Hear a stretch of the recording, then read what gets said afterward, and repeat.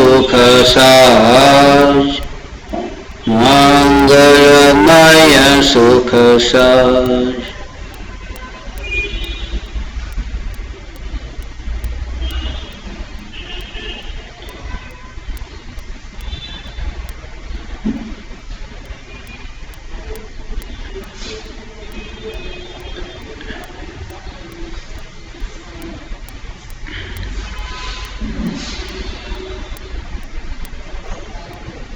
चैतन्य स्वभावी भगवान आत्मा अनादि अनंत शुद्ध चैतन्य मात्र है, ज्ञान मात्र है। मैं शुद्ध चैतन्य मात्र, ज्ञान मात्र भगवान आत्मा हूं। प्रति समय यह जागृति बनी रहे, इस जागृति का नाम धर्म है। देह की प्रत्येक क्रिया के काल में और विकल्पों के बहते प्रवाह के काल में ज्ञानी को निरंतर यह जागृति रहती है कि मैं चैतन्य तत्व इस देह की किसी भी क्रिया में और विकल्पों के बहते प्रवाह में कहीं भी मिला नहीं हूं। ऐसा शुद्ध चैतन्य तत्व मैं हूं।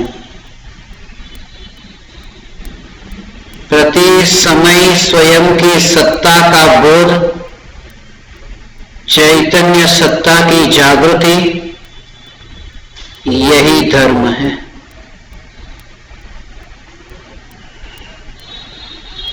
ज्ञान दीपावली के संबंध में अपनी चर्चा चल रही है।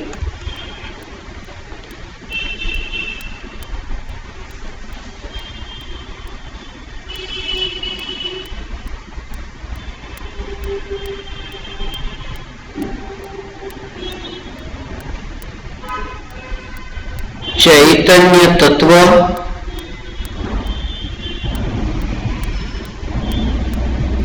इस देह में प्रति समय प्रकट है। हमने दीपावली के दिन मिट्टी के दीपक को जला करके दीपावली मनाना चाहा। मिट्टी का ही दिया हमने चुना। उसके पीछे बहुत बड़ा कारण ये था कि ये जो शरीर है, ये हमारा शरीर, ये भी मिट्टी से बना है। और जैसे मिट्टी के दीपक में ज्योति जल सकती है, ऐसे ही इस मिट्टी के देह में ज्ञान की ज्योति, चैतन्य ज्योति जल सकती है। वैसे तो यह चैतन्य ज्योति अनादि अनंत देह में रहकर प्रकट ही है। सिर्फ ये बोध नहीं, ऐसा अनुभव नहीं हुआ कि यही मैं हूं। इसलिए जब आपको ज्ञानियों के उपदेश में, प्रवचन में ये सुनने को मिले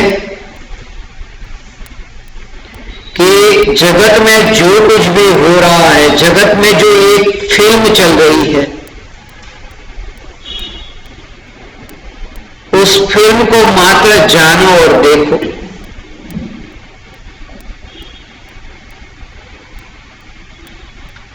हमारी जागृति, हमारा अपनापन उस चैतन्य तत्व में हो जो सिर्फ देखने वाला, जानने वाला है। विकल्प सहज ही विलय को प्राप्त होते हैं जब से यह जागृति प्रकट होती है।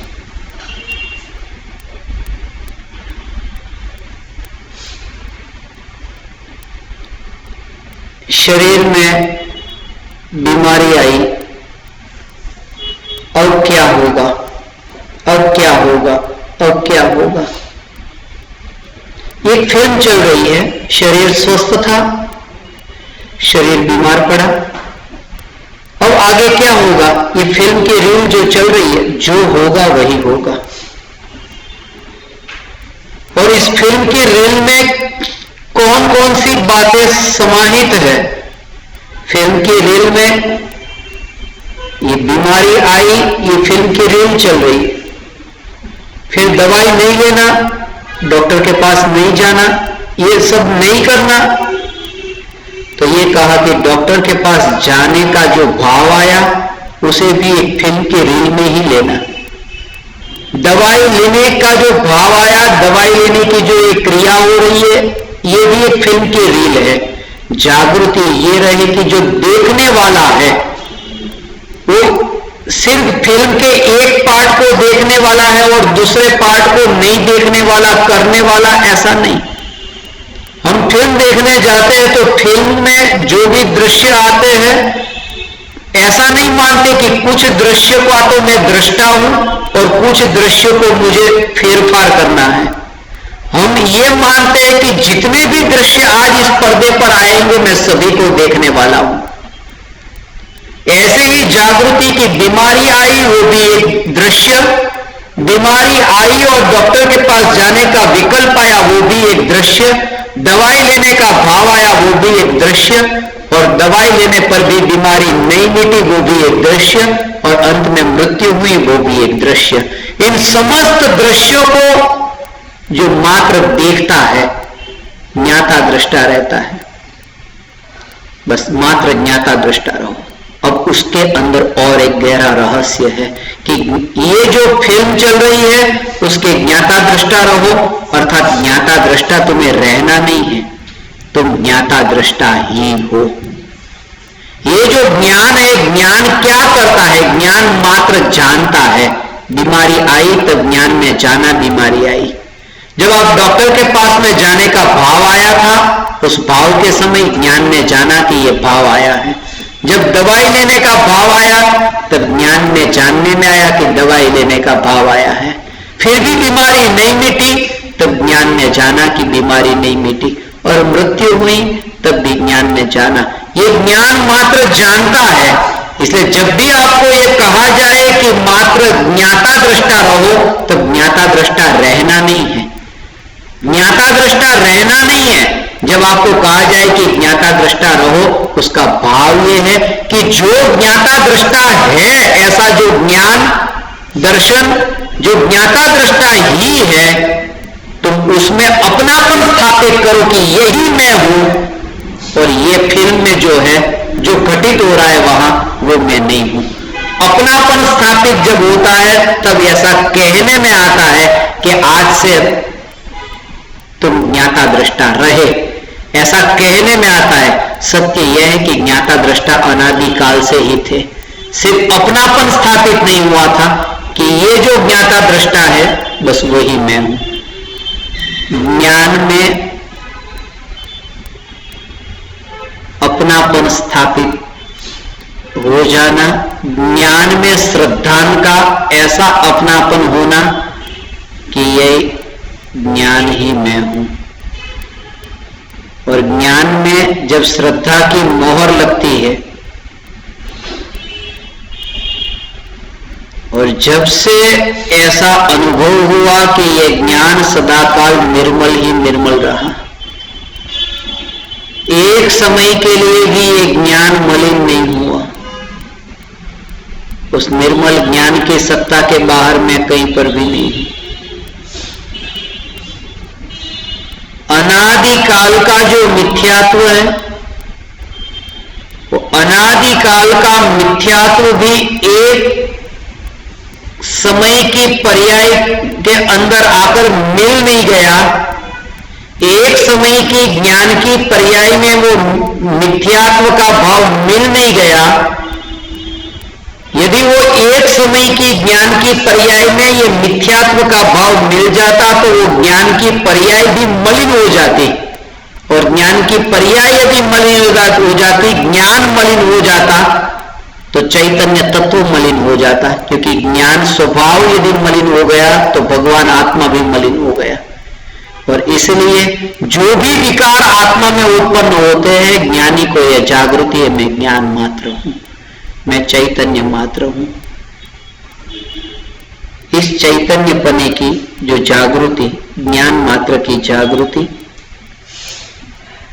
बस इस जागृति का नाम धर्म है।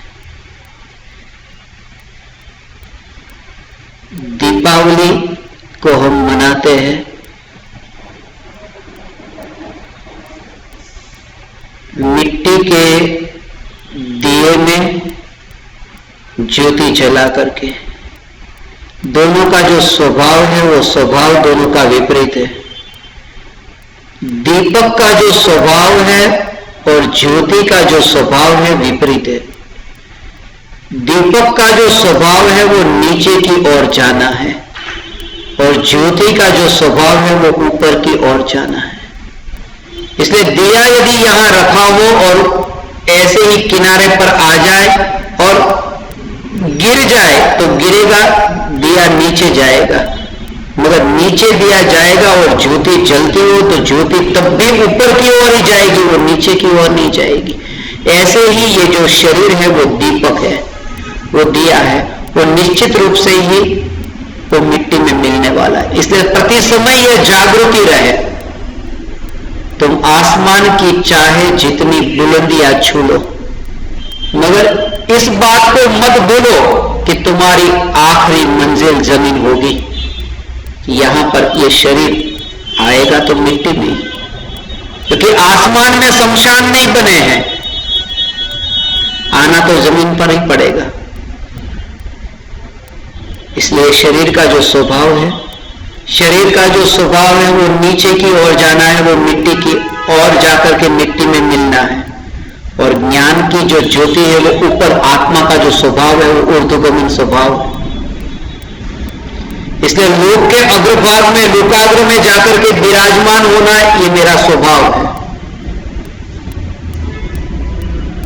ये परिभ्रमण करना, मैं परिभ्रमण करने के लिए नहीं, मैं अनंत काल तक अपने वैभव को भोगने के लिए। और इसलिए जैसे आग का स्वभाव है, अग्नि का जैसे स्वभाव है ऊपर की ओर जाना, ऐसे ही आत्मा का स्वभाव है। अग्नि भी ऐसी आड़ी टेढ़ी जाती है, वो भी इसलिए जाती है, हवा के कारण जाती है। आग लगती है तो आग के कारण, अपने घर में लगी हुई आग पड़ोसी के घर में जाती है, वो हवा के कारण जाती है। अग्नि का स्वभाव तो ऊपर की ओर जाना है। ऐसे ही ये आत्मा का जो अभी ये आड़ागमन हो रहा है, टेढ़ागमन हो रहा है, वो उसका स्वभाव नहीं है, वो कर्म के उदय के निमित्त से ये हो रहा है। जब समस्त कर्मों का उदय समाप्त हो जाता है तब सहज ही ऊर्ध्वगमन होता है और आत्मा लोक के अग्रभाग में जाकर के विराजमान होता है, स्थिर होता है। और इसलिए दीपावली दीपक प्रगटाकर वो अग्नि के साथ में उस ज्ञान की उपमा दी है, क्योंकि अग्नि का स्वभाव, पानी का स्वभाव नीचे की ओर जाना है, हवा का स्वभाव आड़ा जाना है, मगर अग्नि का जो स्वभाव है वो ऊपर की ओर जाना है। इसलिए ग्रंथाधिराज समयसार की छठी गाथा में भी अग्नि के साथ में ज्ञान की उपमा दी है और ये कहा है कि जैसे अग्नि के 3 लक्षण है, अग्नि है वो दाहक है, पाचक है और प्रकाशक है। ये 3 लक्षण है अग्नि के, दाहक है, पाचक है और प्रकाशक है। ऐसे ही एक ज्ञान है, वो ज्ञान का स्वभाव भी है, दाहक है, पाचक है और प्रकाशक है। दाहक का अर्थ यह कि आत्मा में जो बंधे हुए कर्म है, कर्मों का दहन करने वाला है, इसलिए ज्ञान को दाहक कहा है। ज्ञान स्वरूप में स्थिर होने पर वैराग्य पकता है। जितना स्वरूप में स्थिर होता है, जितना ज्ञान स्वरूप में स्थिर होता है, उतना वैराग्य परिपक्व होता है। इसलिए ज्ञान को पाचक कहा है और ज्ञान को प्रकाशक कहा है। जैसे अग्नि है, वो दीप की रोशनी से जैसे पता चलता है, दीपक स्वयं को भी प्रकाशित करता है और दूसरे पदार्थों को प्रकाशित करता है। ऐसे ज्ञान अपने को भी प्रकाशित करता है और दूसरे को भी प्रकाशित करता है। और गहराई में जाए तो एक बात समझने जैसी है, ज्ञान अपने को प्रकाशित करता है और दूसरे को प्रकाशित करता है ऐसा नहीं, प्रकाशित होता है। करने में कर्तृत्व, उसे कोई ऐसा विकल्प नहीं है। दीपक की ज्योति यहां प्रकट हो, दीपक की ज्योति प्रकट हो, उसे ऐसा विकल्प नहीं है मैं टेबल को प्रकाशित करूं या कुर्सी को प्रकाशित करूं। वो टेबल और कुर्सी प्रकाशित होते हैं। और ये बात ऐसे समझना कि जब राग का विकल्प आया और राग का विकल्प आत्मा के ज्ञान में जब जानने में आया, तब जानने में आया तब दुखी नहीं होना। इसलिए दुखी नहीं होना क्योंकि राग के विकल्प को जानने के लिए भी ज्ञान ने कुछ भी नहीं किया। वो ज्ञान से सहज ही वो राग का विकल्प प्रकाशित हुआ है। वो ज्ञान से राग का विकल्प प्रकाशित हुआ। ज्ञान ने विकल्प करके राग को प्रकाशित किया ऐसा नहीं है, वो सहज ही प्रकाशित हुआ। राग का विकल्प और ये ज्ञान, ज्ञान के लिए राग का विकल्प पर है। अब पर भी सहज प्रकाशित होता है तो चैतन्य तत्व जो है, वो चैतन्य तत्व की बात तो कुछ और न्यारी है। जब ये राग का विकल्प भी सहज प्रकाशित होता है, विकल्प से विकल्प प्रकाशित नहीं होता है, सहज ज्ञान से विकल्प प्रकाशित होता है। जब विकल्प से विकल्प प्रकाशित नहीं होता, तब विकल्प से चैतन्य तत्व प्रकाशित कैसे होगा, अर्थात आत्मा की अनुभूति विकल्प से कैसे होगी। इसलिए जब तक ये विकल्प रहेगा कि मुझे आत्मा का अनुभव करना है या तो मुझे आत्मा को जानना है, तब तक आत्मा अनुभव में इसलिए नहीं आता क्योंकि पर से कभी स्वयं का अनुभव नहीं होता। विकल्प पर है, अपने से अपना अनुभव होता है, पर से अपना अनुभव कैसे होगा। विकल्प जड़ है, चेतन से चेतन की अनुभूति होती है, जड़ से चेतन की अनुभूति कैसे होगी, विकल्प जड़ है। और इसलिए जड़ से जब जड़ की अनुभूति नहीं होती, विकल्प से विकल्प की अनुभूति नहीं होती, तो जड़ से चेतन की अनुभूति कैसे हो सकती है।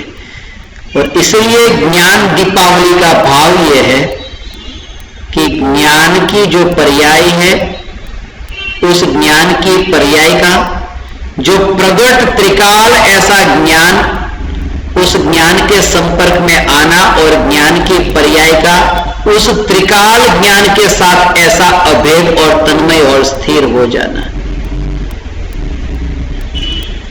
प्रकाशक लक्षण बताते समय एक बात खास कही कि एक दीपक यहां प्रकट है और दीपक की रोशनी से कुर्सी प्रकाशित होती है।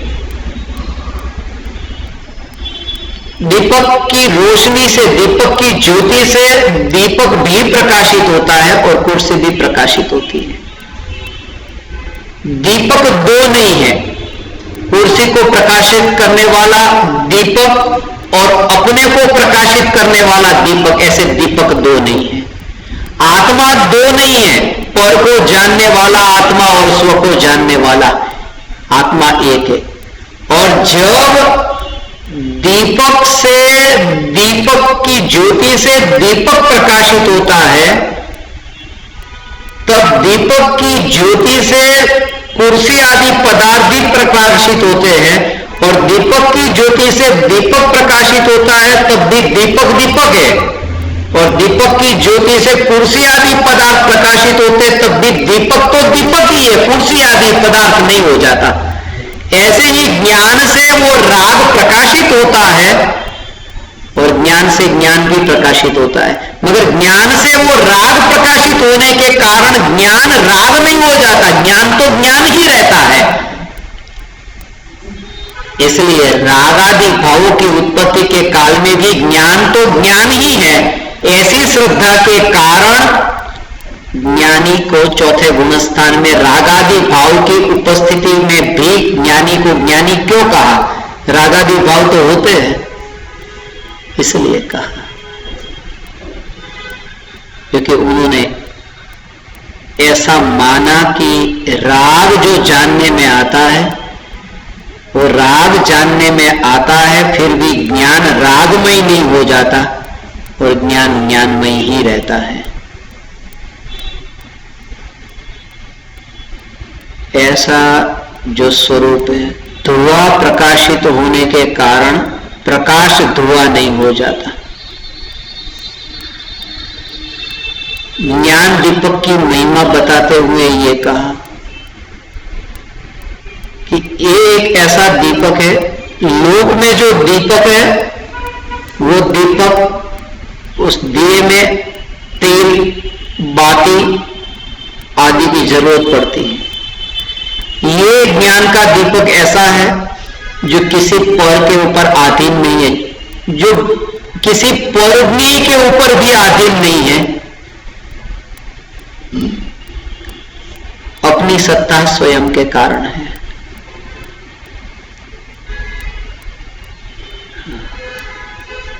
जिस समय ऐसे ज्ञान स्वभाव की अनुभूति होती है तब राग कर्म के उदय के निमित्त से होता है, होने पर भी दृष्टि का जो जोर है वो दृष्टि का जोर उस राग में नहीं है, दृष्टि का जोर ज्ञान में है। मैं ज्ञान मात्र हूं, मैं ज्ञान मात्र हूं, मैं ज्ञान मात्र हूं, ऐसा ज्ञान का जोर। और तब वह स्वयं को प्रति समय ऐसा अनुभव करता है कि मैं स्वयं परमात्मा हूं, तब वो स्वयं को ऐसे अनुभव करता है। कौन सा शरीर, कैसा शरीर? जब देखा शरीर की ओर तब शरीर के परमाणुओं को, उस शरीर के परमाणुओं को वर्तमान में ही एक मुर्दा देखता है, मुर्दे के परमाणु को देखता है। मुर्दे के परमाणु को जैसे देखता है ऐसे ही शरीर के परमाणु को देखता है, क्योंकि पहले जो देखता था वो इस शरीर को ऐसे रूप में देखता था कि इस शरीर में आत्मा है, इसलिए ये जीवित है।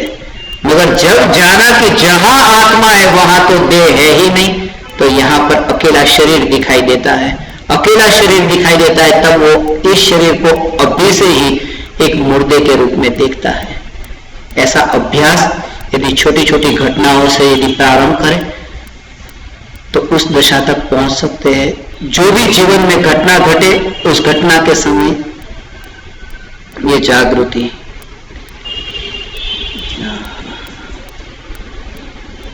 श्वासोश्वास की क्रिया चले, हवा शरीर के अंदर गई, हवा शरीर के बाहर गई, शरीर के अंदर गई, शरीर से बाहर गई। जागृति रहे कि ये हवा शरीर में गई, श्वासोश्वास की क्रिया जो चल रही है उसमें जो राग का भाव है वो राग का भाव भी जब मेरे स्वरूप के अंदर आकर के मिला नहीं तो ये हवा मेरे अंदर आकर कैसे मिलेगी? ये तो अत्यंत दूर ऐसा परद्रव्य है और ऐसा अंतर में तत्व विचार निरंतर चलता रहे। घटना कोई भी घटित हो ये तत्व विचार अंतर में चलता रहे। ऐसा तत्व विचार जब चलता रहता है तब वही तत्व विचार निर्विकल्प अनुभूति में पलट जाता है। तब सहज ही देह होने पर भी देहातीत और विकल्प होने पर भी विकल्पातीत दशा प्रकट होती है।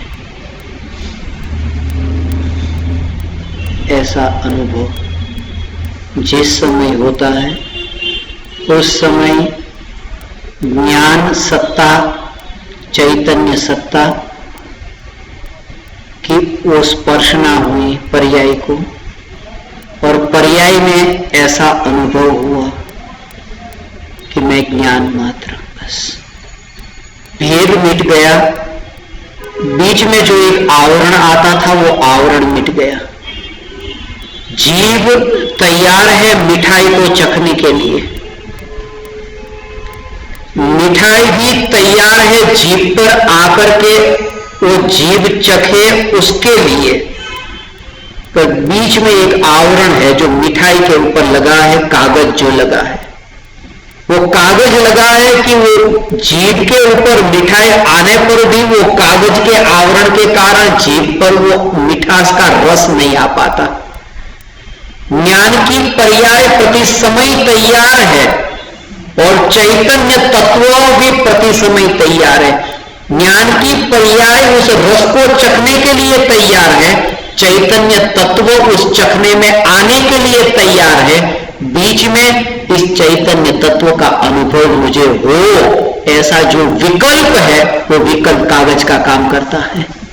और वो विकल्प भी जब आवरण भी जब हट जाता है, उतना फासला भी जब मिट जाता है, तब पर्याय में द्रव्य की साक्षात अनुभूति होती है। उस अनुभूति का नाम दीपावली मनाना है। दीपावली के संबंध में जो अपन चर्चा कर रहे हैं, लोक में जैसे आज तक हमने दीपावली मनाई है,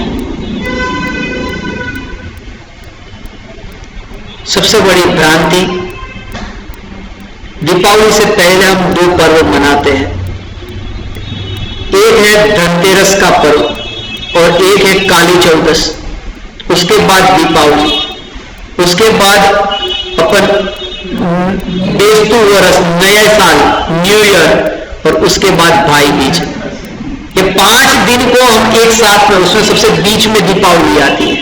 दीपावली के 2 दिन पहले और दीपावली के 2 दिन बाद दीपावली सेंटर में है, इसलिए सेंटर में था दीपावली, इसलिए दीपावली के संबंध में विषय रखा ज्ञान दीपावली। बात तो करनी थी 5 की, इसलिए सबसे पहला वो धनतेरस, जिसके संबंध में सबसे बड़ी भ्रांति इस लोक में फैली है। धनतेरस को हम धनतेरस के रूप में मनाते, वो धनतेरस थी ही नहीं, वो धन्य तेरस थी। वो धन्य तेरस उसका नाम था, धन्य था वो तेरस का दिन जिस दिन महावीर भगवान का अंतिम उपदेश निकला था। वो अंतिम उपदेश, भगवान की जो दिव्य धुनी थी, भगवान का निर्वाण तो हुआ दीपावली के दिन, परंतु दिव्य धुनी अंतिम बार निकली थी वो धन्य तेरस के दिन। वो धन्य था तेरस का दिन, उस समय वो धन्य तेरस के रूप में मनाया जाता था। अब धन्य में से बोलते बोलते वो धन हो गया। और खास बात यह है कि उस दिन भगवान की जो देशना थी, भगवान का जो उपदेश था, भगवान ने उपदेश दिया था अहिंसा परमो धर्म, अहिंसा परम धर्म है। और भगवान ने जो अहिंसा की परिभाषा बताई, इस पृथ्वी पर ऐसी परिभाषा और किसी ने नहीं बताई, भगवान ने ऐसी परिभाषा बताई। 2 इंद्रिय से लेकर के पंचेंद्रिय जीव, इनको मारना, इनका घात करना, ये तो हिंसा है। मगर एकेंद्रीय जीवों का घात ये भी हिंसा है। एकेंद्रीय जीवों का घात ये भी हिंसा है। इसलिए एकेंद्रीय से पंचेंद्रीय जीवों का घात ये हिंसा है। और बात ये बताई, गहरी बात तो ये है कि मेरे पैर के नीचे चींटी आई और चींटी का घात हो गया। चींटी यदि मर गई, यदि चींटी मर गई तो मुझे धर्म करने की कोई जरूरत नहीं है। इसलिए धर्म करने की जरूरत नहीं क्योंकि वो चींटी, उसका यदि घात हो गया, वो आत्मा है, और आत्मा का यदि घात हो गया, आत्मा का घात हो गया तो कल कोई मेरा भी घात कर देगा। जैसे मैंने अभी चींटी का घात कर दिया, कल कोई मेरा भी घात कर देगा, तो धर्म करने की जरूरत क्या। इसलिए भगवान ने यह कहा कि कोई किसी का घात नहीं कर सकता, कोई किसी का घात नहीं कर सकता और कोई किसी को बचा भी नहीं सकता। जब घात नहीं कर सकता तो बचा कैसे सकता है। घात करना और बचाना दोनों बात गलत हुई। फिर भी अज्ञानी को यह भाव आता है कि मैं इसका घात करूं और मैं इसको बचा दूं, और वो जो भाव है उस भाव का नाम हिंसा है। जो घात करने का भाव है और जो बचाने का भाव है, दोनों भाव हिंसा है। क्योंकि जो हो ही नहीं सकता ऐसा जो भाव अंदर में उत्पन्न हुआ वो भाव, उसका नाम हिंसा है। इसलिए अमृतचंद्र आचार्य ने पुरुषार्थ सिद्धि उपाय में कहा आत्मा में रागादि भावों की उत्पत्ति होना हिंसा है और रागादि भावों की उत्पत्ति न होना अहिंसा है। उसमें यह नहीं कहा कि शुभ राग अहिंसा है और अशुभ राग हिंसा है, ऐसा कहा राग हिंसा है। ऐसा नहीं कहा तीव्र राग हिंसा है और मंद राग अहिंसा है, ऐसा कहा राग हिंसा है। ऐसा नहीं कहा अप्रशस्त राग हिंसा है और प्रशस्त राग अहिंसा है, ऐसा कहा राग हिंसा है। और ऐसा वहां नहीं कहा कि द्वेष आदि भाव हिंसा है, ऐसा कहा राग आदि भाव हिंसा है। राग को पहले नंबर पे लिया और द्वेष को आदि में ले लिया। हम आदि में उन वस्तु को लेते हैं जो मुख्य नहीं होती, मुख्य होती है उन्हें पहले ले लेना पड़ता है। कि कौन आया था आज शादी में कि ये आए थे, आदि आदि बहुत से लोग आए थे। आज के प्रसंग में कौन आया था कि प्रधानमंत्री आया था, मुख्यमंत्री आया था, आदि हजारों लोग आए थे। तो आदि में उनको लिया जाता है जो इतने मुख्य नहीं होते। मुख्य जो होते उनको तो खास बताना पड़ता है आदि से पहले। और वहां कहा राग आदि भाव हिंसा है, तो राग इतनी खतरनाक हिंसा है इसलिए तो उसे पहले ले लिया कि राग हिंसा है। भगवान ने कहा राग का भाव हिंसा है। मगर ये तो अंतर की बात हुई और बाहर की बात कि एक इंद्रिय जीव का घात वो भी हिंसा है, दो इंद्रिय जीव का घात वो हिंसा है, वो व्यवहार की बात बताई। भगवान ने जिस दिन उपदेश दिया था कि अहिंसा परम धर्म है और सोने के गहने और हीरे के गहने उसके बनने में जितनी हिंसा होती है, हमने उसी दिन को चुना। घर में कोई शुकन के लिए धनतेरस के दिन हम कुछ सोने चांदी को खरीदने जाते हैं, एक दिन उस दिन को हमने चुना कि कुछ घर में कुछ अच्छा धन खरीद करके लाएंगे तो पूरे साल भर धन आएगा। इसलिए हमने गुर्दक के लिए, शुकन के लिए हमने धनतेरस को चुना। जिस दिन भगवान ने कहा था, हमने उसी दिन को चुना जिस दिन भगवान ने कहा था कि इन सब हिंसाओं में मत पड़ना। हमने कोई दूसरे दिन को चुना होता तो कोई हर्ज नहीं था, तो उसी दिन को चुना जिस दिन भगवान ने उपदेश दिया था अहिंसा परमो धर्म। धन्यतेरस का दिन था, फिर काली चौदस का दिन। उस चौदस को हम काली चौदस कहते हैं, गोरी चौदस नहीं कहते। उसका कारण यह था, काला माने अंधकार, उजाला प्रकाश में और काला अंधेरे में। धन्यतेरस के दिन तक तो दिव्य ध्वनि निकली थी, तब तक तो ज्ञान का प्रकाश यहां था, मगर काली चौदस के दिन भगवान की दिव्य ध्वनि नहीं निकली थी। और इसलिए यहां इस पृथ्वी पर अज्ञान का अंधकार छा गया और अंधकार को काले के रूप में हम कहते हैं, काला माने अंधकार, इसलिए उस दिन को हम काली चौदस कहते हैं कि जब से भगवान की दिव्य ध्वनि नहीं निकली।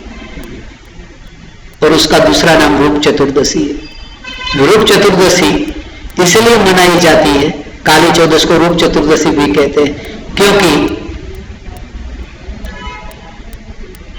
भगवान की दिव्य ध्वनि नहीं निकली थी मगर भगवान के रूप के दर्शन तो हुए थे। समूसरण में भगवान थे, रूप के दर्शन हुए थे, इसलिए उस दिन को रूप चतुर्दशी भी कहते हैं। और दीपावली के दिन सुबह ही जब लोग वहां गए तो भगवान नहीं थे, भगवान का निर्वाण हो चुका था। और दीपावली के दिन भगवान का सुबह निर्वाण हुआ। भगवान के संपर्क में आकर के गौतम स्वामी के ज्ञान रूपी जो लक्ष्मी है, वो ज्ञान रूपी लक्ष्मी वहां पर गौतम स्वामी की प्रकट हुई। और इसलिए वो लक्ष्मी, वो ज्ञान की लक्ष्मी थी। अपन भगवान शब्द जो कहते हैं ना, भगवान, भक्त का अर्थ है लक्ष्मी, वान माने वाले, जो लक्ष्मी वाले हैं वे भगवान है। लक्ष्मी वाले हैं वे भगवान है। अब कौन सी लक्ष्मी? ये केवल ज्ञान रूपी लक्ष्मी है। तो केवल ज्ञान रूपी लक्ष्मी, जैसे धन वान, वान माने वाला, रूपवान, रूप वाला, धन वाला, तो धनवान कहते हैं, रूपवान कहते हैं, ज्ञानवान कहते हैं। ऐसे ही भोगवान तो लक्ष्मी वाले, तो केवल ज्ञान रूपी लक्ष्मी वाले जो है वो भगवान है। और भगवान की दूसरी परिभाषा भी हमने महावीर का वारिस कौन, उसमें ये लिखी, भगवान कौन, भगवान कौन से वस्त्र पहनते हैं? भगवान अपना गुजराती में कहते भगवा कलर ना कपड़ा पहरे, भगवान तो भगवान, तो भगवा न પહેરે એટલે કપડા જે ન પહેરે એ ભગવાન છે। જે કોઈ પ્રકારના કપડા નથી પહેરતા, જેનો अपरिग्रही છે, जिन्होंने कपड़े तक भी नहीं रखे, भगवा भी न रखा, वे भगवान है। और वे भगवान वितरागी है, उनके पास में धागे मात्र का भी परिग्रह नहीं है। उस दिन को हम ऐसे मनाते हैं, लक्ष्मी का अर्थ ही इतना गलत कर दिया। इस पृथ्वी पर ऐसा हुआ है कि कितना बड़ा पाप लगता है, इसको आप गहराई से देखोगे। लक्ष्मी की जो पूजा करते हैं, जो चौपड़ा पूजन करते हैं ना, अब चौपड़ा पूजन नहीं करते, अब वो टैबलेट पूजन, आईपैड पूजन या लैपटॉप पूजन, क्योंकि लैपटॉप में अकाउंट आ गया इसलिए कंप्यूटर की पूजा करते हैं, चौपड़ा पूजा बंद हो गई। तो जो भी करते हैं तो उसमें वो मानते हैं धन की पूजा करते हैं, लक्ष्मी की पूजा करते हैं। लक्ष्मी की पूजा, रुपये की पूजा करना माने पाप की पूजा करना, पाप की पूजा करना। कोई व्यक्ति प्राणी का वध करता है और प्राणी का वध करता है, उसकी आप पूजा करो। कोई व्यक्ति गाय की हत्या करता है और हत्या करने वाले की पूजा करो, उस हत्या की पूजा करो, तो पाप की पूजा हो गई। ऐसे ही रुपये की जो पूजा वो पाप की पूजा है। कैसे पाप की पूजा है? क्योंकि 5 प्रकार के पाप शास्त्र में बताए। ज्ञानी कहते हैं हिंसा, झूठ, चोरी, कुशील और परिग्रह, ये 5 पाप है। तो परिग्रह नाम का एक पाप है, और परिग्रह 2 प्रकार के हैं, अंतरंग परिग्रह और बाह्य परिग्रह। बाह्य परिग्रह 10 प्रकार के हैं। उसमें सबसे पहला परिग्रह कौन सा है? धन। धन, धान्य, दास, दासी, सोनू, चांदी, मकान, क्षेत्र, वासन, वस्त्र है। तो ये जो धन नाम का जो परिग्रह है वो परिग्रह है। और परिग्रह क्या है? पाप है। तो धन क्या हुआ? पाप हुआ कि नहीं हुआ? यदि परिग्रह पाप है तो 24 के 24 परिग्रह पाप हुए, तो धन भी परिग्रह है, तो धन भी पाप हुआ। और धन की पूजा करना माने पाप की पूजा होगी, कि धन माने पाप। और जैसे कोई बकरे की हिंसा करे, जैसे कोई गाय की हिंसा करे, वो पाप है और उसकी पूजा करे, ऐसे ही धन नाम के परिग्रह की पूजा करना ये पाप की पूजा है। मगर भ्रम ऐसा फैला है, इतना मिथ्यात्व गाढ़ छाया हुआ है इस पृथ्वी पर।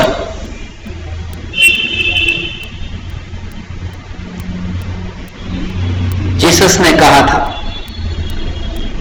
कि कोई तुम्हारे गाल पर एक चाटा मारा है तो दूसरा गाल धर देना सामने। अहिंसा, हिंसा मत करना, शांति रखना, माफ करना, क्षमा करना, पिछले 2000 वर्षों का इतिहास है। ये मैं कहता हूं इसलिए नहीं है, ये इतिहास है कि इस पृथ्वी पर सबसे ज्यादा हिंसा ईसाइयों के नाम पर है। उन्होंने जितना खून बहाया उतना किसी ने नहीं बहाया। और पिछले 3000 वर्षों में 15,000 छोटे बड़े युद्ध हुए हैं, और उसमें सबसे ज्यादा युद्ध के जो भागीदारी है वो ईसाई है, जो ये बात सुनने जाते हैं और ये कहते हैं कि शांति रखो, क्षमा करो। हिंदू धर्म ने ये कहा, ये रुपये, ये जो भी है ना, सब ये संसार माया है, सब माया है, सब माया है, संपत्ति माया है, भोग माया है, माया है। और उन्होंने जितनी रुपये की पूजा की उतनी और कोई नहीं करता। तो रुपये माया है तो फिर माया की पूजा क्यों करते हो? सब माया है, सब माया है। माया है तो माया की पूजा करने की जरूरत क्या है? माया से तो छूटना चाहिए। माया में झगड़ना है, माया में बनना है, मगर अंदर कहीं ना कहीं वासना पड़ी है। वो माया के अंदर चिपकने की वासना पड़ी है। माया यदि छूट जाएगी तो मैं जीऊंगा कैसे? उसके प्रति मोह की आसक्ति पड़ी हुई है, इसलिए ये भ्रांति इस पृथ्वी पर फैली है।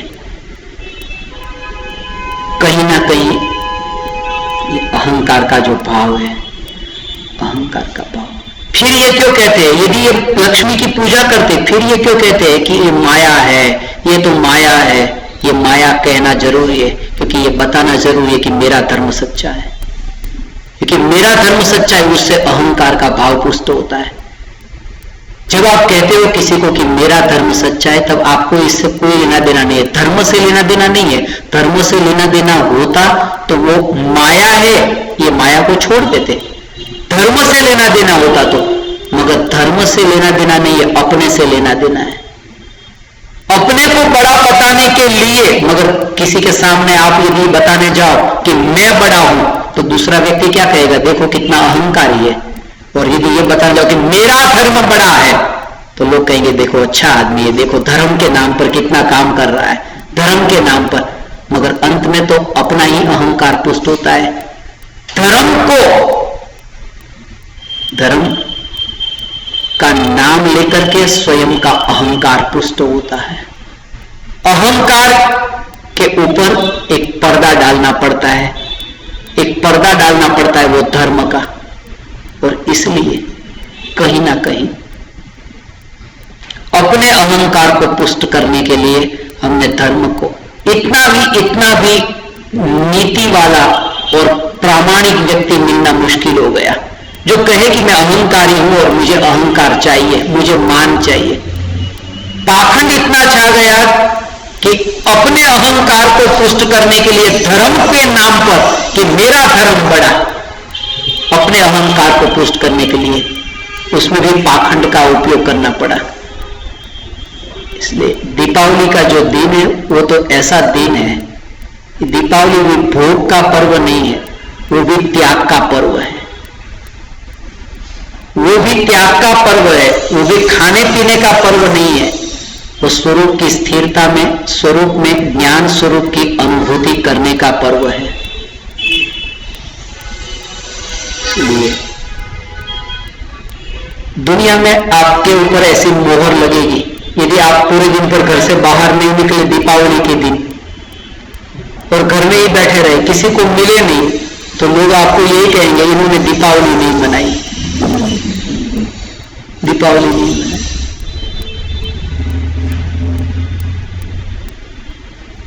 सच तो यह है कि जो बाहर नहीं निकलता है वही दीपावली मनाता है, तभी दीपावली मनाई जा सकती है, उससे पहले दीपावली मनाई नहीं जा सकती। इसलिए दुनिया की मान्यता से प्रभावित मत होना। दुनिया क्या मानती है और मैं क्या, जो भगवान से भी प्रभावित नहीं होता वो दुनिया से प्रभावित क्या होगा? तभी तो चैतन्य तत्व की अनुभूति होती है। प्रभावित होने के लिए दो होना जरूरी है, जिससे तुम प्रभावित होते हो वो और मैं, कोई अलग है तब प्रभावित होते हैं। कोई भी व्यक्ति किसी से प्रभावित होता है, कोई मानता है मैं गरीब हूं और ये देखो कितना बड़ा धनवान है, वो प्रभावित होता है क्योंकि उससे अपने को अलग माना है। जब स्वयं को परमात्मा स्वरूप माना तब वो परमात्मा से प्रभावित कैसे होगा? प्रभावित होने के लिए दूरी बनाए रखना जरूरी है। दूरी बहुत जरूरी है यदि किसी से प्रभावित होना हो तो। मैं कुछ और हूं और वो कुछ और है, देखो वो कुछ और है वो, मगर जाना कि जैसा परमात्मा का स्वरूप है ऐसा ही मैं हूं। जब दूरी रही नहीं, जब भेद रहा नहीं, फासला रहा नहीं, तो प्रभावित होगा कैसे? इसलिए मगर दुनिया में ऐसा है कि एक व्यक्ति यहां बैठा है जो भगवान से प्रभावित नहीं होता है और सब लोग भगवान से प्रभावित हुए हैं। तो किसी को पूछोगे कि इसमें भगवान की भक्ति करने वाले कौन? बोले ये सब लोग जो भगवान से प्रभावित हो गए। और ये तो प्रभावित ही नहीं होता है, चुपचाप बैठा है। जो प्रभावित नहीं होता है वही सच्चा भगवान की भक्ति कर चुका है, क्योंकि उसने वो फासला ही मिटा दिया अपने और भगवान के बीच में। उसने उस तत्व का अनुभव किया जहां कोई भेद ही नहीं रहा, द्वैत ही नहीं रहा। द्वैत जहां होता है वहां पाखंड होता है। ये मैं हूं और ये भगवान है, ऐसा द्वैत जब तक है तब तक पाखंड है। वो जीव पाखंडी है जो स्वयं को अनुभव करता है कि मैं यहां हूं और भगवान वहां है। ऐसा अनुभव करने वाला जीव पाखंडी है। इसलिए पाखंडी है क्योंकि वो द्वैत में मानता है, भेद में मानता है। वो मानता है कि वो कोई और है और मैं कोई और हूं। उनका स्वरूप कुछ और है और मेरा स्वरूप कुछ और है। वे है वितरागी और मैं हूं रागी। वो ये नहीं मानता कि वो चैतन्य मात्र और ये भी चैतन्य मात्र। इसलिए वो पाखंड खड़ा होता है। दुनिया में ये उपदेश बहुत बार आप लोगों ने सुने होंगे, पाखंड मिटाओ, पाखंड मिटाओ। मगर पाखंड कैसे मिटेगा? जब स्वयं को परिपूर्ण अनुभव करेंगे तभी वो पाखंड मिट सकता है। एक क्षण के लिए भी ऐसी बेहोशी न हो, पहले से ही ये तैयारी बनी रहे।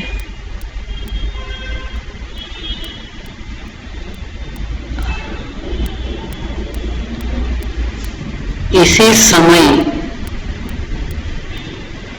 समय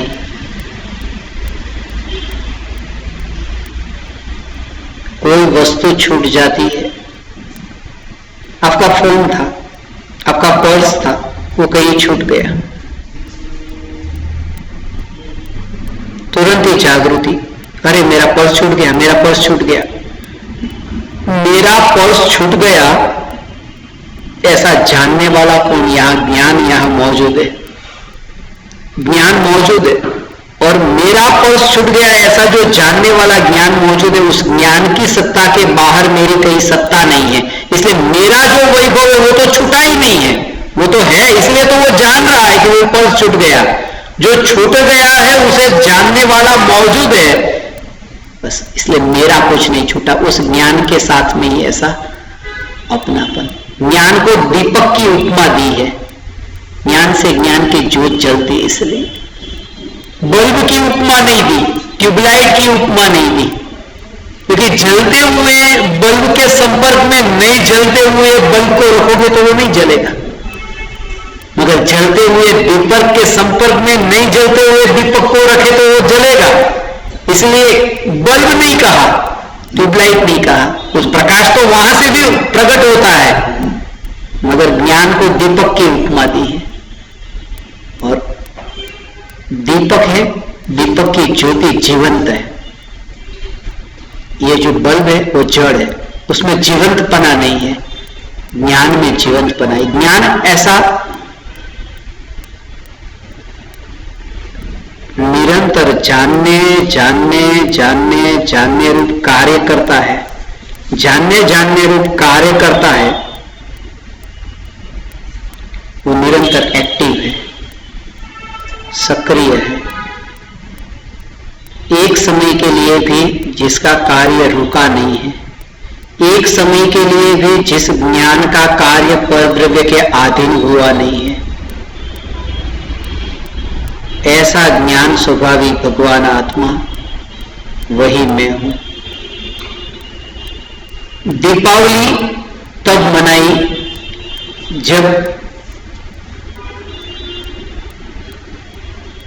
किसी ज्ञानी के दीपक के संपर्क में गए और अपना दीपक प्रज्वलित हुआ।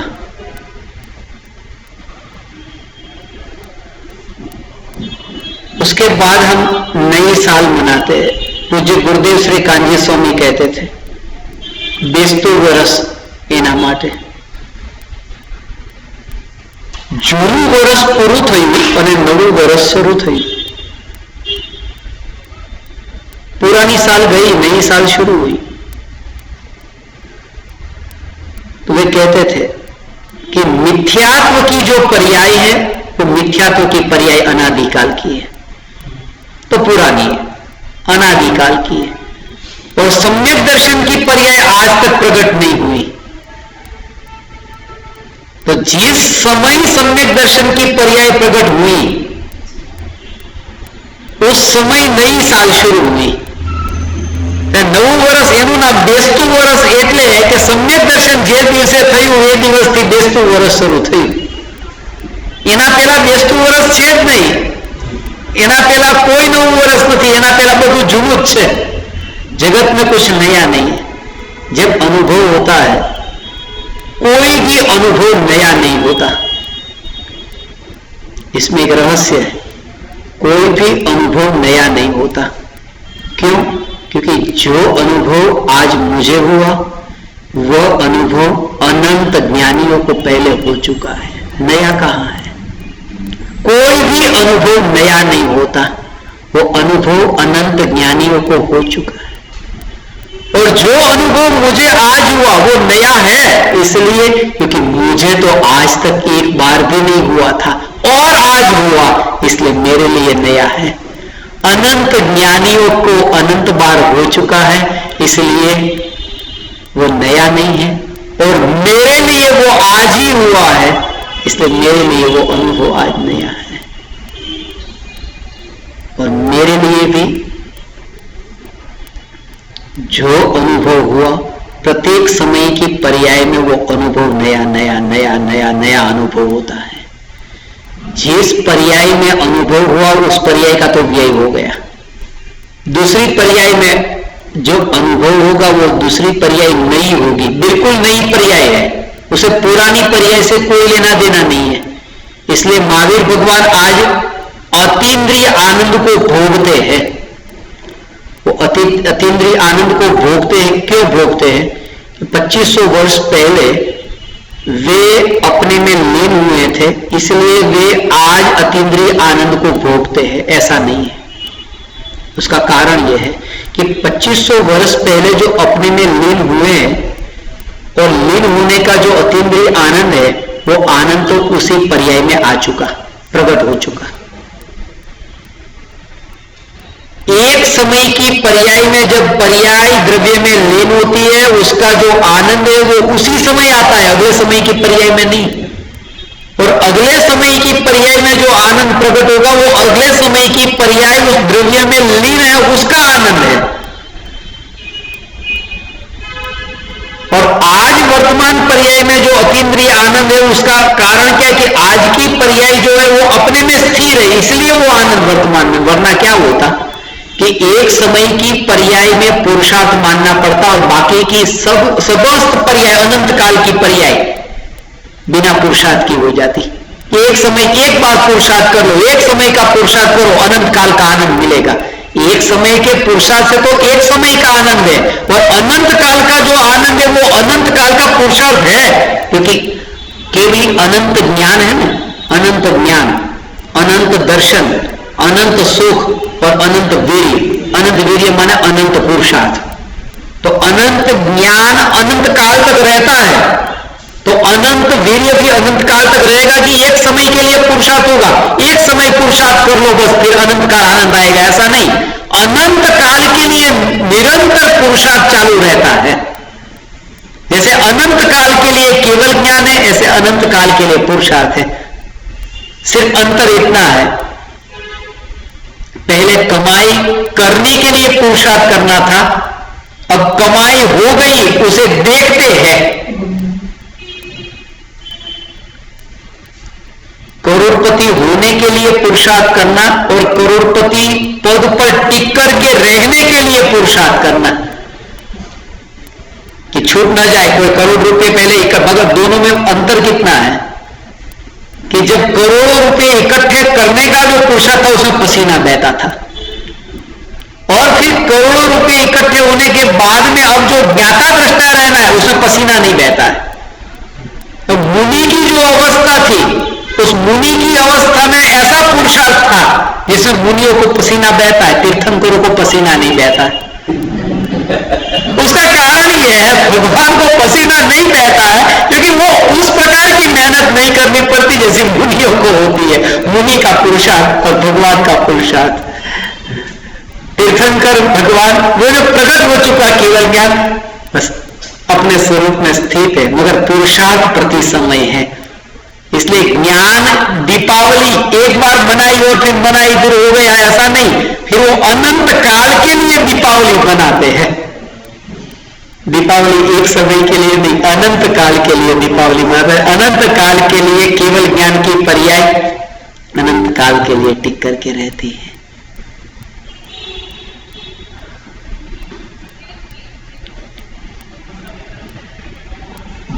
ज्ञान के दीपक के संपर्क में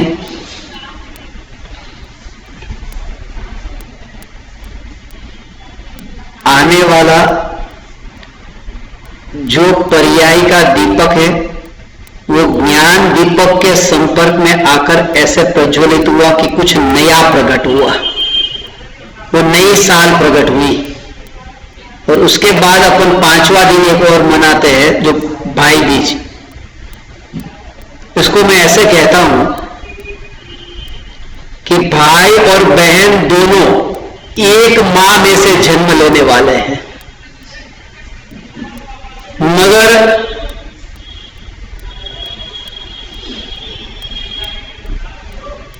बहन जो है वो सदा ही मां के साथ नहीं रहती। भाई है तो भाई मां के साथ रहता है, बहन छूट जाती है। ऐसे ही आत्मा में से उत्पन्न होने वाला राग और ज्ञान, ये दोनों, ये राग है वो राग बहन है और ज्ञान है वो भाई है। वो ज्ञान सदा ही मां के साथ रहने वाला है, ज्ञान सदा ही आत्मा के साथ रहता है और राग का भाव तो छूट जाता है। और ये दोनों अलग अलग है।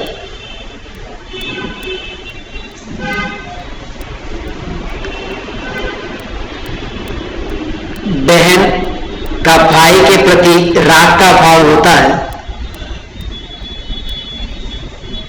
बहन भाई को अपने घर बुलाना चाहती है, ये राग चाहता है ज्ञान आए, ज्ञान आए, ज्ञान आए।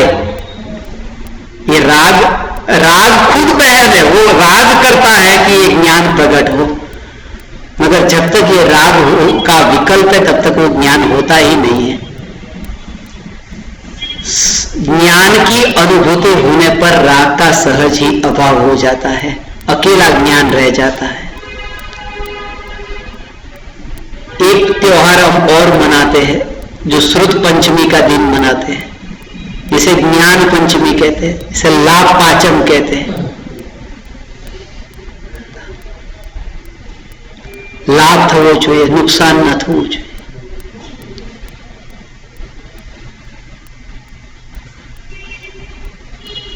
लाभ એટલે उपलब्ध થવું, प्राप्त થવું। निगोध के जीव की ज्ञान की पर्याय में भी इतना सामर्थ्य है, वो केवल ज्ञान प्रकट कर सके। वर्तमान पर्याय में अक्षर के अनंतवें भाग को जानने वाली जिसकी ज्ञान की पर्याय, वो केवल ज्ञान को जान सके ऐसा उसमें सामर्थ्य है। केवल ज्ञान प्रकट हो ऐसा उसमें सामर्थ्य है निगोध के जीव में। तो जितना भी उपलब्ध हो सकता था, उपलब्ध माने 5 प्रकार के ज्ञान है। वो श्रुत पंचमी जो बनाते ना, श्रुत, तो श्रुत ज्ञान दूसरे नंबर का ज्ञान है 5 ज्ञान में। मति ज्ञान, श्रुत ज्ञान, अवधि ज्ञान, मन परिज्ञान और केवल ज्ञान। तो श्रुत ज्ञान है वो दूसरे नंबर पर है और केवल ज्ञान 5वें नंबर पर है। श्रुत पंचमी का अर्थ पूज्य गुरुदेव श्री कांजी स्वामी ये कहते थे कि बीज થાય ને, બીજનો ચંદ્રમા એટલે શ્રુત જ્ઞાન અને પૂર્ણિમાનો ચંદ્રમા એટલે કેવળ જ્ઞાન। बीज થઈ એટલે પૂનમ થયે છૂટકો, बीज થઈ એટલે पूनम થયે छुटको। दूज का चांद निकला है तो पूर्णिमा का चांद निकलेगा ही निकलेगा।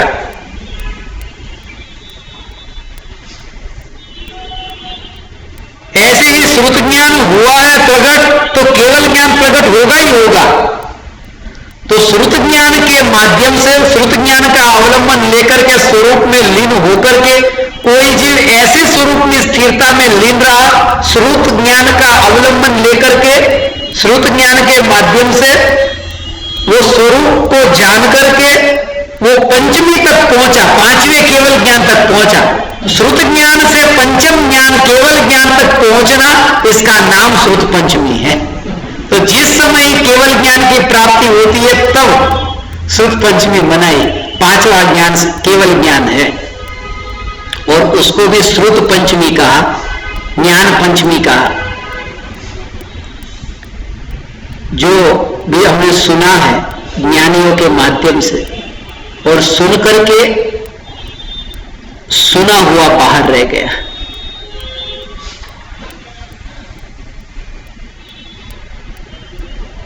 उपनिषदों में भी एक ये वाक्य आता है कि आत्मा है वो प्रवचन सुनकर के समझ में आने वाला नहीं है, क्योंकि जिस ज्ञान की पर्याय में भगवान आत्मा जानने में आता है, जिस पर्याय में जानने में आता है और जो जानने में आता है,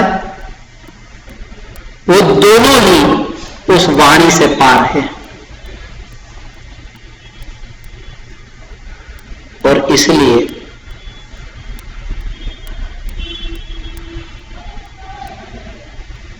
कर्णानुयोग संबंधी ज्ञान यदि आपको न हो और झूठा भी हो तो भी सम्यक दर्शन को, आत्मज्ञान को बाधा कुछ भी नहीं पहुंचती। यदि तुमने माना कि पृथ्वी गोल है और किसी ने माना पृथ्वी चपटी है, सम्यक दर्शन को उससे कोई लेना देना नहीं। और इसलिए ज्ञानियों ने दो भागों में इस स्वरूप को विभाजित किया, एक प्रयोजनभूत और एक अप्रयोजनभूत। चौथे गुणस्थान में 12 अंग का ज्ञान सभी जीवों को हो, यह जरूरी नहीं है। इसलिए आप साधारण गृहस्थ हो, अनेक शास्त्रों का ज्ञान नहीं है, गाथाएं याद नहीं, श्लोक याद नहीं है, कोई भाषाओं का ज्ञान नहीं, बस थोड़ा बहुत ये सुनते हो और सुनकर के भी उस तत्व की अनुभूति हो सकती है। इसलिए निराश मत होना। यदि उल्टा भी ज्ञान हो है, यहां तक शास्त्र में लिखा है, गोमटसार जीवकांड की गाथा नंबर 27 में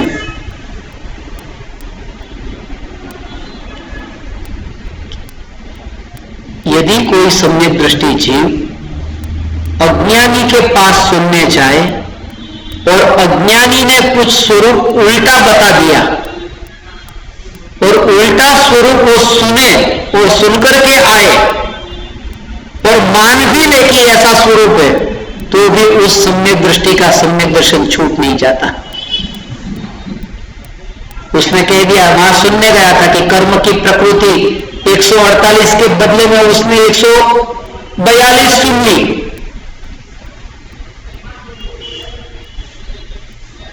और उसने ऐसा बताया 142 है, तो भी उसका सम्यक दर्शन छूट नहीं जाता। जो जोड़ देने जैसा है ना, आज तक हमने वहां पर जोड़ नहीं दिया है। हमने जो भी अपना वैभव था ना, वो वैभव वो सब शोपीस जैसा है। और ये जो चैतन्य तत्व का स्वरूप है ना, वो सब्जी रोटी जैसा है। हमारे पास में रुपये बहुत मर्यादित हो, इतनी धन संपत्ति ना हो, तो हम एक व्यक्ति के पास में समझो 1 लाख रुपये है, उसके पास इससे अलावा और कुछ भी नहीं है। वो बाजार में जाए और 1 लाख रुपये का शोपीस खरीद ले और घर में लाकर के रखे और फिर विचार करे कि अब सब्जी के लिए मैं क्या करूं, सब्जी खरीदने जाना है मगर रुपये नहीं। लोग में कोई मूर्ख ऐसा नहीं करता। तो रुपये मर्यादित है, तो पहले प्रयोजनभूत है कि सब्जी रोटी ये प्रयोजनभूत है और ये शोपीस इतना प्रयोजनभूत नहीं। ये तो एक्स्ट्रा 2 नंबर का जिसके पास हो वो रखे शोपीस। जिसके पास 2 नंबर की बुद्धि हो वो कर्म की प्रकृतियों के भेद प्रभेद उसमें जाए, कितने कर्म है, कितने भेद है, कितने प्रभेद है। इसलिए बहुत से लोग कहते हैं आप जो ये न्यूमरोलॉजी बताते हो, और मेरी तो समझ में ही नहीं आता न्यूमरोलॉजी कैसे होती है। तो टेंशन लेने की जरूरत है, ये तो 2 नंबर का जिसके पास में है वो न्यूमरोलॉजी में ज्यादा ध्यान देते हैं। 2 नंबर की संपत्ति वालों के लिए न्यूमरोलॉजी है। अब तो सब्जी रोटी की बात करो, चैतन्य स्वरूप की अनुभूति कैसे हो। बस प्रयोजन भूत पर की भी जोर दिया जाए, हमारा पूरा जोर आज अप्रयोजन भूत पर है। इसलिए बस सदा ही यदि चित्त उस विषय में यदि डूबने लगे तुरंत ही वापस लौटना, उससे मुझे क्या लेना देना, छोड़। ज्ञान मर्यादित है। अभी वर्तमान में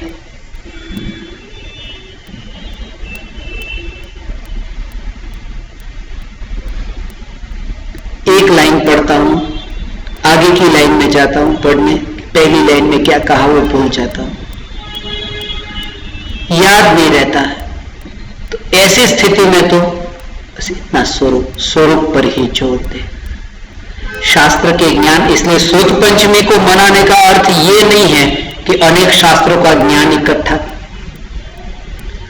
सूफियों में एक परंपरा है, सूफी परंपरा में सूफी ने परमात्मा के 100 नाम दिए हैं, और फेरिस्त में आप यदि पढ़ोगे तो 100 नाम उन्होंने परमात्मा के बताए। उन फेरिस्त में 99 नाम लिखे हैं। उसकी गिनती करोगे तो 99 नाम ही है, 100 नाम नहीं है। और वे कहते हैं कि परमात्मा के 100 नाम।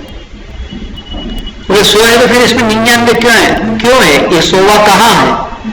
100वां वो इसमें लिखने में आ सके नहीं, ऐसा ही है, वो लिखा नहीं जा सकता। और वही वो असली स्वरूप है कि जो लिखा नहीं जा सकता, वही तो स्वरूप है। ये सब तो उसके लिए है, वहां तक पहुंचने के लिए तर्क से, युक्ति से, शास्त्र को पढ़ करके वो स्वरूप अनुभव में नहीं आएगा। ये सब दर्पण है, और दर्पण के सामने जो वस्तु रखी है वही दर्पण में प्रतिबिंबित होगी। जो दर्पण के पीछे रखी है वो दर्पण में प्रतिबिंबित कैसे होगी? और स्वरूप दर्पण के पीछे है, स्वरूप दर्पण के पीछे है। और तुमने जो ज्ञान अभी तक प्राप्त किया है वो ये दर्पण है। ये क्षोभक्षम ज्ञान का दर्पण तुम्हारे पास है, तो उसके सामने वही वस्तु आएगी। नरक के भेद आएंगे, स्वर्ग के भेद आएंगे। ये जो भी शास्त्र का ज्ञान प्राप्त किया है वो शास्त्र का ज्ञान ये कर्म की प्रकृति को बताएंगे, ये भेदों को बताएंगे, प्रभेदों को बताएंगे। स्वरूप तो पीछे। तो तुम्हें इस शास्त्र ज्ञान में अटक करके नहीं, वो उससे पार जाओगे, उससे न्यारा देखोगे। तो वो सब समझाने के लिए ठीक था, तो फिर उसे छोड़ देते हैं। कोई व्यक्ति से तबला बजाता है, तबला बजाते समय वो हथौड़ी से तबले को ऐसे ठोकता है, तबले पर ऐसे हथौड़ी से ठोकता है, फिर उसने हथौड़ी को एक और रख दिया। किसी ने पूछा ये हथौड़ी को रख क्यों दिया एक और? हथौड़ी को रखना ही पड़ेगा, हथौड़ी से तबला थोड़ी बजाया जा सकता। हथौड़ी तो सिर्फ ताल बिठाने के लिए थी।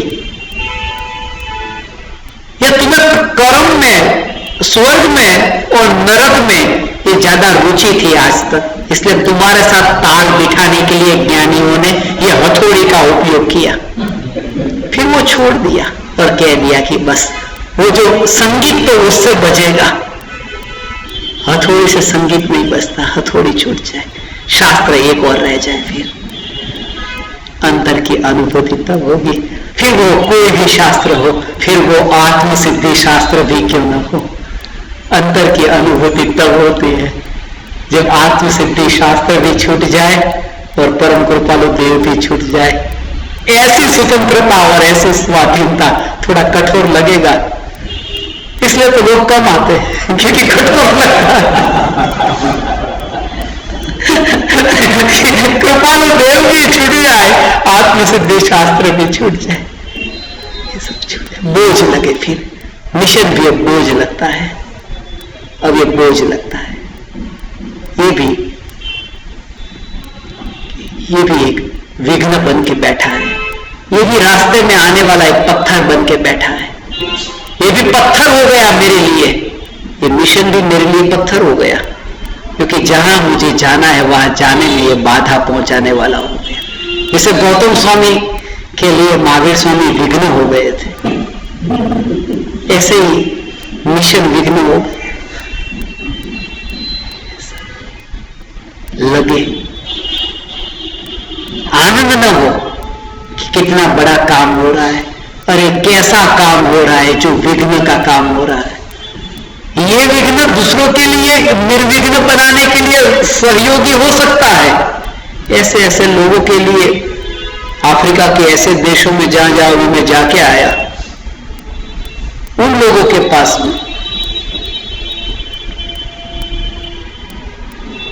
एक स्वरूप पर हमने चर्चा की। आज एक घर में 4 लोग थे, 4 लोग में एक बिस्किट अंतिम बिस्किट मेरे पास में था, एक बिस्किट बचा था रुवांडा में, सबको बांट रहे थे। तो 4 लोग खाने को बाकी बच गए और बिस्किट एक पड़ा है। एक बिस्किट के 4 टुकड़े किए और 4 टुकड़े करके चारों ने खाए, चारों ने। और उससे पहले सब लोगों को बांट दिए गए थे, ये 4 लोग बाद में आए और अंतिम बिस्किट एक था। तब 4 लोगों ने खाए, मगर 4 लोगों ने खाए तब 4 लोगों ने ये कहा, कितने महीने के बाद में हम परिवारजनों ने साथ में मिलकर के एक दिन में खाना खाया। भले ही 4 टुकड़े एक एक टुकड़ा करके खाया, मगर चारों ने साथ में कितने महीने के बाद में खाया। फिर चर्चा चली, बहुत समय से वो सुनते हैं, चर्चा चली। तब ये जो 4 प्रकार के कषाय है, अनंतानुबंधी, अप्रत्याख्यानावरण, प्रत्याख्यानावरण, संजुलन, तो उनको कृपालु देव की दशा के बारे में बहुत 2014 में भी बताया था। उसके बाद में भी वो लोग सुनते हैं। उनको ये 25% अनंतानुबंधी, 50, 75 और 100 अनंतानुबंधी, अप्रत्याख्यानावरण, प्रत्याख्यान, संजुलन। तो अनंतानुबंधी 25% यदि छूट जाए ना, 25% का यदि काम हो जाए ना, तो भी शांति प्रकट होती है। तो उन्होंने वो 25% बिस्किट का ऐसे लिया कि 25% हमको इतना मिला तो भी शांति मिल गई, ऐसा। और 25% में शांति मिल जाती है, पूरे की जरूरत क्या है, इतना मिला है, बहुत मिला। कहने का अर्थ है कि कोई भी घटना घटे, एक बिस्किट भी खाने को न मिले और 25% मिले, फिर भी वो 25% वाली अंतर परिणति की निर्मलता नजर में आए। इसलिए उन लोगों का हित हो रहा है। उन लोगों के पास में ये वितरागी वाणी, कृपालु देव की वाणी किन्या रुवांडन भाषा में अभी अनुवाद हुआ, इतनी अच्छी। और अभी अंतिम दिन जब मैं निकला तब तो वो लोग ऐसे लोगों को लेकर के आए, अब नपुंसकों को लेके आए, सब नपुंसकों का जो समाज है उनको लेके आए। और उन्होंने जब प्रतिज्ञा ली मांसाहार का त्याग करने की, बोले उनको बाधा ले, नियम लेना। नपुंसक एक एक को मैं जब मिला, उन्होंने कहा हमारे जीवन में किसी ने उनको छुआ हो, क्योंकि वहां पर भी ऐसा है कि उनको कोई भी छू ले तो नहाना जरूरी है, छूने के बाद में नहाना पड़ेगा ही पड़ेगा। और आप तो कहते हो कि छूने की बात तो दूर, आप तो कहते हो आप परमात्मा हो, हमको तो ये क्या बता रहे हो, कुछ समझ में नहीं आ रहा, तुम नपुंसक नहीं हो। फिर किसी ने पूछा मुझे प्रश्न, नपुंसक को हो सकता है, नारकी को सम्यक दर्शन हो सकता है या नहीं? तो नारकी सभी नपुंसक ही तो है, नरक गति में सभी नारकी नपुंसक है, नारकी नपुंसक ही होते हैं, वहां पुरुष और स्त्री कोई नहीं होते। नपुंसक को हो सकता है, जब नपुंसक नारकी ये प्राप्त कर सकते हैं, फिर ये मनुष्य नपुंसक क्यों नहीं प्राप्त कर सकते? उन्हें भी, उसमें भी वो चैतन्य की ज्योति, उसमें भी दीपक को मत देखना, दीपक की ज्योति को देखना, ज्ञान की ज्योति को देखना। बस ज्ञान की दीपावली हम मनाएंगे ज्ञान स्वरूप में स्थिर होकर के। प्रति समय रागादि भावों की उत्पत्ति के काल करुणा का भाव भी यदि आत्मा में उत्पन्न हो, करुणा का भाव भी उत्पन्न हो, उसमें भी करुणा को न देख करके ज्ञान को जानेंगे और प्रति समय ये जागृति रहे, तभी वास्तविक ज्ञान दीपावली हमने मनाई। इसके संबंध में और थोड़ी चर्चा करनी है, जिसके बारे में अपन कल चर्चा करेंगे। आप समस्त परमात्माओं ने अत्यंत साहस दिखाया और यहाँ पधारे, ध्यान पूर्वक विनयवान होकर सुना। आप परमात्माओं को मैं प्रणाम करता हूं।